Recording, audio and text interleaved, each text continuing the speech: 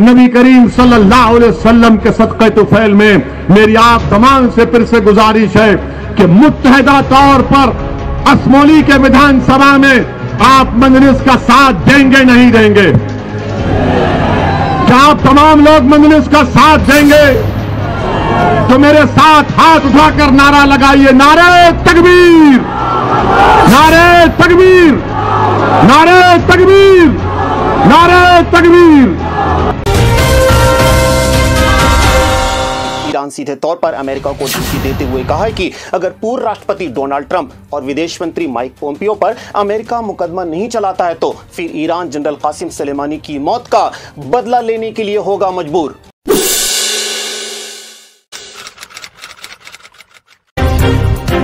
न्यूज़वुड, खबर भरोसे की।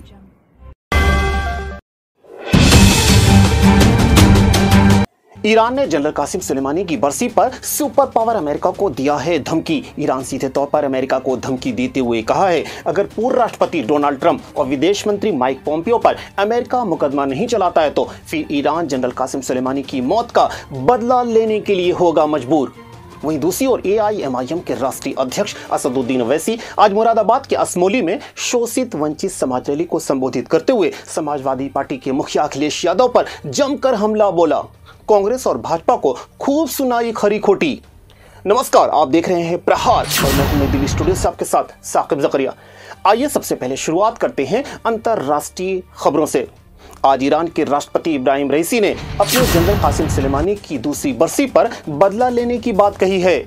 इब्राहिम रईसी ने अमेरिका को वार्निंग देते हुए कहा है यदि डोनाल्ड ट्रंप पर मुकदमा नहीं चलाया जाता फिर हमारे पास कोई और दूसरा रास्ता नहीं बचेगा और ईरान जनरल कासिम सुलेमानी की मौत का लेगा बदला और फिर जिसकी सारी जिम्मेदारी अमेरिका की होगी। जनरल कासिम सुलेमानी की मौत के पीछे अमेरिका, इस्राइल और सऊदी अरब का नाम आया है सामने और इस पूरे मामले को लेकर अमेरिका के जो बाइडेन प्रशासन की तरफ से अभी तक कोई नहीं आया है रिएक्शन। फिलहाल जनरल कासिम सुलेमानी को लेकर एक बार फिर ईरान और अमेरिका में गई है ठन। बीते साल जब जनरल कासिम सुलेमानी अपनी बटालियन के साथ बगदाद से कहीं जा रहे थे उसी वक्त उन पर ड्रोन हमला करके मौत के घाट दिया गया था सुला। इसी घटना के बाद वैश्विक राजनीति में काफी उबाल देखने को मिल रहा है।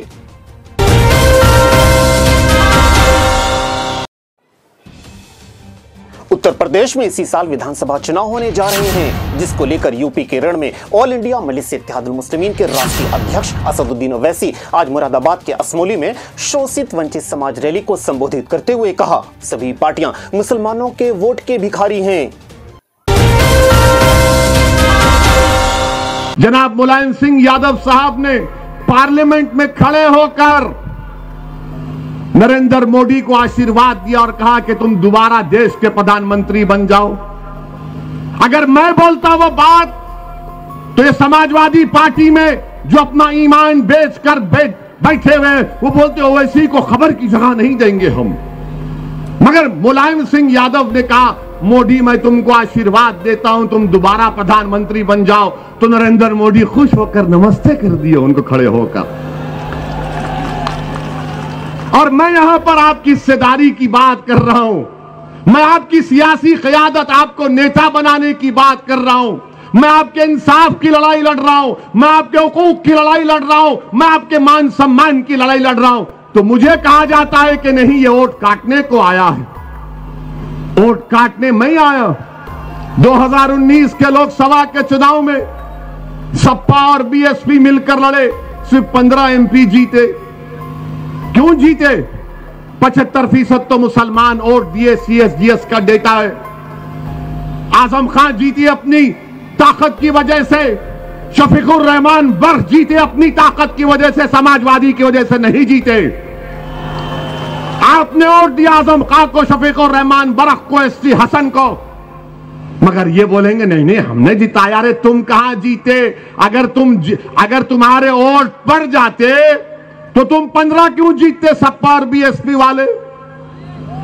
अगर अखिलेश जीते आजमगढ़ से तो मुसलमानों के वोटों की खैरात की वजह से जीते बहसते सांसद।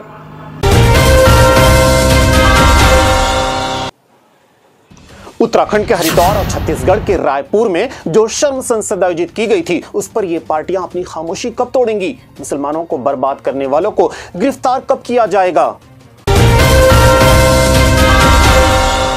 मैं बीजेपी से पूछना चाह रहा हूं, मैं आरएसएस के मोहन भगवत से पूछना चाह रहा हूं, मैं नरेंद्र मोदी देश के प्रधानमंत्री से और अमित शाह देश के होम मिनिस्टर से पूछना चाह रहा हूं, जो बार बार ये कहते हैं मुसलमान में इंतहा पसंदी बढ़ रही है। बोलते हैं ना, मुसलमान रेडिकलाइज हो रहा है, अंग्रेजी का वर्ड, हिंदी में कट्टरता कहते हैं उसको, कहते हैं ना। जहां दाढ़ी दिखी वो कट्टरता आ गई इसमें, जहां नारे तकबीर बोलो अल्लाह अकबर तो भूलेंगे यार ये तो कट्टरता की बात करता है, और मोदी जी यूं यूं करके नारे मारेंगे तो वह कुछ भी नहीं। अब हम ये जानना चाह रहे कि जो धर्म संसद के नाम पर उत्तराखंड हरिद्वार में और छत्तीसगढ़ रायपुर में क्या कहा गया था, कौन थे वो लोग, कट्टरता, रेडिकलाइजेशन, इंतहा पसंदी किस में बढ़ रही है? आपने तो मुसलमानों को कह दिया रेडिकलाइज, मगर ये कौन लोग हैं बताओ जो रायपुर में खड़े होकर कहते हैं कि इंसानियत को बचाना है तो मुसलमानों को खत्म कर दो। याद रखो, हमको खत्म करने वालों, हम रसूल अल्लाह सल्लल्लाहु अलैहि वसल्लम की उम्मत हैं, हम कमली वाले की उम्मत हैं, और रसूल अल्लाह सल्लल्लाहु अलैहि वसल्लम ने अपनी ज़बान मुबारक से इरशाद फरमाया था, काबतुल्लाह को देखकर कहा, कहे काबा मेरी उम्मत की अजमत तुझसे बढ़कर है, हम नहीं मिटने वाले हैं, हमसे है जमाना, हम नहीं तो जमाना नहीं, याद रखो हमको मिटाएंगे। आज देश में जो हालात है उसके लिए भाजपा, कांग्रेस और समाजवादी पार्टी है जिम्मेदार। असदुद्दीन वैसी इन दिनों यूपी में शोषित वंचित समाज रैली के माध्यम से अपनी पार्टी की ताकत बढ़ाने में जुटे हैं, जिन्हें कामयाबी मिलती हुई भी दिखाई दे रही है।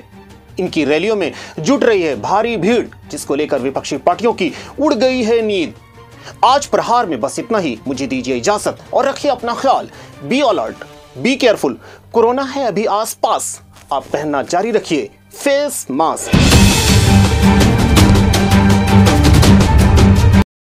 नमस्कार, अगर अभी तक आपने न्यूज़ वुड चैनल को सब्सक्राइब नहीं किया है तो प्लीज बेल आइकन पर क्लिक कर और इस चैनल को सब्सक्राइब करें और देखते रहें न्यूज़ वुड, खबर भरोसे की।